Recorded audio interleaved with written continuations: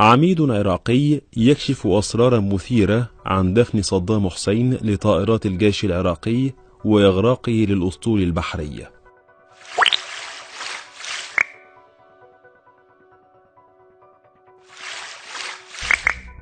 مضت شهور طويلة بعد انتهاء هزيمة العراق، وأخذ الأمريكيون يبحثوا عن الطائرات المقاتلة الميج تراز 23 وغيرهم، ومسحوا الصحراء بالصور، ولكنهم لم يتمكنوا من الوصول إلى المقاتلات أو قاذفات القنابل أو الطائرات التي استولى العراق عليهم من إيران.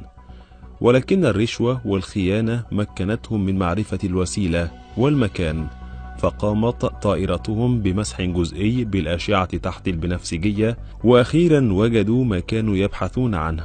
قبل الدخول في التفاصيل لا تنسى الاشتراك بقناتنا فكرة وتفعيل زر الجرس ليصلك جديدنا.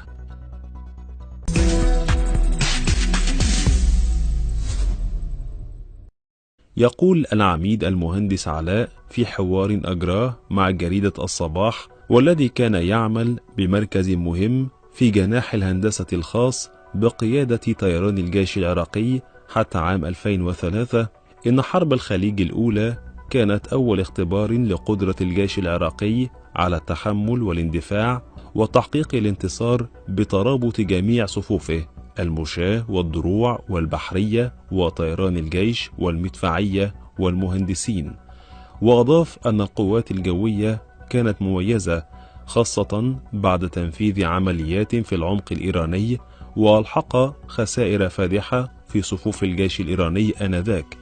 ودفعت تلك الحرب صدام لغزو الكويت، إذ لم تمضي أقل من سنتين على حرب الخليج الأولى إلا ونفذ عملية احتلال الكويت عام 1990 بسرعة فائقة. وكشف العميد العراقي أن طيران الجيش قدم خسائر كبيرة ليلة تنفيذ الهجوم على الكويت، وقال: فقد الجيش العراقي ليلة الهجوم على الكويت حوالي 70 طائرة، معظمها لم تسقط نتيجة نيران معادية كويتية، وإنما بسبب اصطدامها أثناء الطيران بالأرض وأسلاك الضغط العالية، نتيجة الصمت اللاسلكي وعتمة الليل التي حجبت الرؤية، بالإضافة إلى عدم دراية الطيارين بالواجب ورؤيتهم للخرائط. إخلاء الطائرات. ويروي العميد العراقي إن طرق ووسائل إخلاء ونقل طائرات الجيش العراقي إلى مناطق متعددة خلال السنوات الخمس التي سبقت سقوط صدام حسين عام 2003 تمت في مناطق زراعية أو صحراوية أو مناطق موحلة تتناقض تماما مع سبل الاهتمام بالطائرات وأجهزتها الحساسة وإمكانية إعادتها للخدمة وقت الحاجة. أضف إلى ذلك فإن مديرية طيران الجيش تمتلك المئات من الطائرات الهليكوبتر وطائرات مقاتلة بأنواع عديدة ومناشئ مختلفة وبأعداد تتجاوز 500 طائرة، ما يعكس مقدار الجهد الذي بذله المهندسون والفنيون لتنفيذ مهام إخلاء الطائرات وموادها الاحتياطية منذ عام 1991 وحتى عام 2003. وبسبب كثرة أوامر الإخلاء وإعادته وتعدد عمليات النقل والتفريغ، فقد تضرر الكثير من الطائرات وموادها الاحتياطية نتيجة تعرضها للأتربة والرطوبة والحرارة. وكانت بعض الطائرات الصالحة للطيران تنقل جوا إلى المناطق المحددة، وأما الطائرات المعطوبة فكانت تنقل برا بواسطة الشاحنات. أوامر وطريقة دفن الطائرات. يقول العميد العراقي إن في نهاية كانون الثاني عام 2003 صدرت أوامر غريبة من القيادة العسكرية العراقية طالبت فيها قيادة طيران الجيش العراقي بدفن جميع الطائرات. ويوضح العميد المهندس: تذمر أغلب الضباط والمهندسين والفنيين من هذا الأمر، وقلت في نفسي: إذا كانت الأمور قد وصلت إلى هذا الحد فعلى ماذا يراهن صدام حسين؟ وإذا هو لا يريد الحرب فلماذا هذه المهاترات وهذا التحدي للقوى العظمى المتحالفة ضده؟ وفي اليوم التالي لوصول هذا الأمر عقد اجتماع في قيادة طيران الجيش برئاسة قائد طيران الجيش، وكنت أحد الحاضرين، وتم البحث بشأن عمليات دفن الطائرات في البساتين والحقول وفي العراء، ووسائل تنفيذ الأمر والآليات المستخدمة لتنفيذه مع توفير الحمايات والحراسات. وسألت قائد طيران الجيش في حينه: هل الأمر الموجه جاء من مصدر قابل للنقاش أم من مصدر غير قابل للنقاش؟ بمعنى أدق أن الأمر الذي يصدر عن صدام حسين غير قابل للنقاش أو المجادلة. طبعا قائد طيران الجيش لم يجبني على السؤال، وعندما كررت عليه السؤال أجابني بتذمر وانزعاج. إن القائد العام للقوات المسلحة صدام حسين أمر في اجتماع القيادة العامة قائد القوة البحرية بإغراق جميع القطع البحرية العائدة له، وهذا الأمر ينطبق على جميع الصنوف عدا الدروع والمشاة. وتابع العميد العراقي: تم خلال الاجتماع وضع الخطط اللازمة لدفن الطائرات جزئيا، أي حفر خنادق في التربة ووضع الطائرات فيها بحسب أبعادها، وتم وضع خطة أخرى تتضمن وضع المتطلبات اللازمة والتوقيتات في حالة الحاجة إلى إعادة الطائرات للخدمة مرة ثانية. وكمهندس لم أقتنع بذلك لعدم إمكانية تنفيذ عملية إعادة الطائرات للخدمة خلال فترة وجيزة. واتفق معي زملائي المهندسون واعتبروا أوامر صدام مطالبات تعجيزية والتشكيل غير قادر على تنفيذها.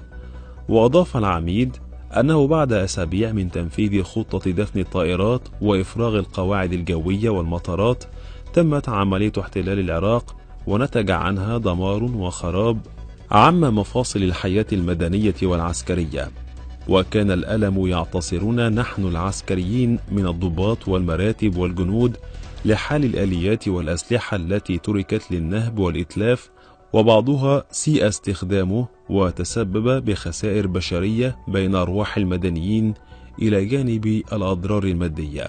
وأضاف: كنا لا نبالي بصدام حسين ونظامه، لكننا كنا نهتم بثروة البلد التي تبدت في حينها، إذ كانت هذه الطائرات وموادها الاحتياطية ثروة كبيرة في المقاييس المادية، حيث كان لطيران الجيش أكثر من 500 طائرة بما فيها طائرات الحرس الجمهورية، ومعظم هذه الطائرات كانت صالحة للخدمة، وبعضها كان عاطلا بسبب نقص بعض المواد الاحتياطية.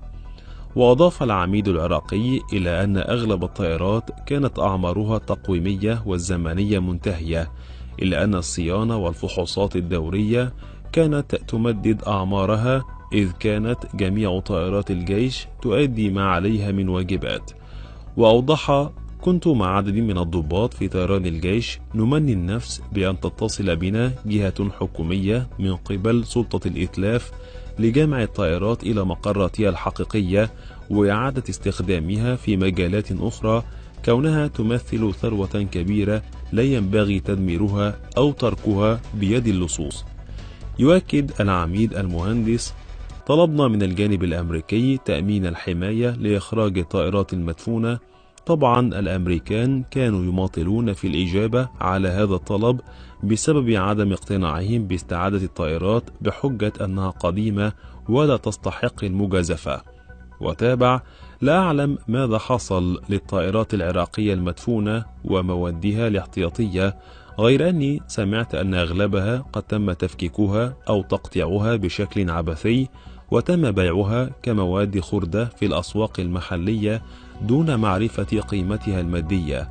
وقد تكون هناك جهة لها معرفة بهذه الطائرات قامت ببيعها لصالح جهات إقليمية أو دولية بواسطة سماسرة متمرسين. مقابر الطائرات. لقد احتوت القرى الممتدة من مناطق الطارمية ببغداد وحتى شمال سامراء على العديد من الطائرات العسكرية، بعضها مقاتلات من نوع ميج 17 و19 و21 وسيخوي، إلى جانب طائرات مروحية والتي انتشرت في الأدغال بين البساتين والحقول الزراعية قرب قاعدة البكر. وكانت قرى البوحشمة ويثرب وطريشة والمعتصم والإسحاقي والحردانية والأحباب وغيرها من القرى على جانبي نهر دجلة مقابر تحتضن هذه الطائرات، والتي جلبت الألم والأذى لعوائل الفلاحين في زمن صدام حسين وحتى بعد سقوطه. واختتم العميد العراقي كلامه أن هناك جهات داخلية وخارجية بددوا ثروة جوية هائلة عن قصد أو بدون قصد، وكان بالإمكان إعادة بناء القوات الجوية وإعادة الطائرات للخدمة وشراء طائرات جديدة لإعادة بناء الجيش العراقي من جديد.